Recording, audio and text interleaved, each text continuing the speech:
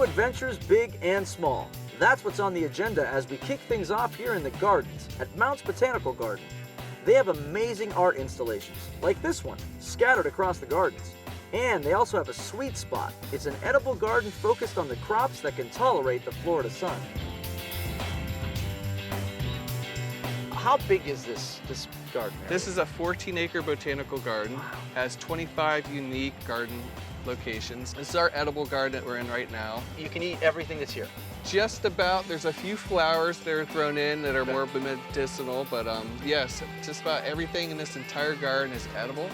From the fruit trees, lettuce, peppers, kale, eggplant, tomatoes. A lot of people are shocked and never seen vegetables like growing. They just see them at the store. So when they come here and they see carrots and they see like peppers, they're just amazed. They want to pick them.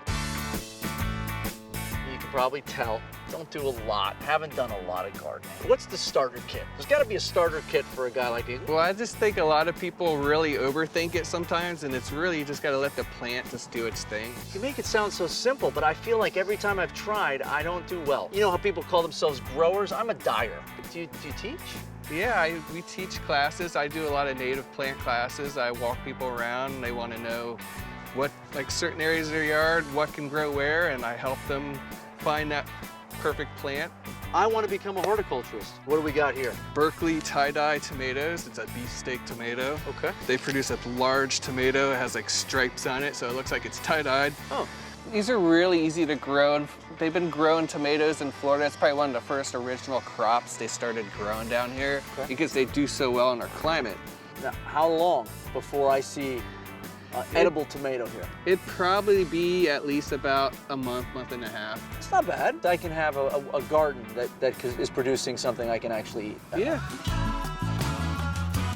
Tell me about the myth, or not. Do you talk to plants? Do you ever sit down and have a one-on-one conversation and all of a sudden the next day? Does it work for you? No, actually I do not.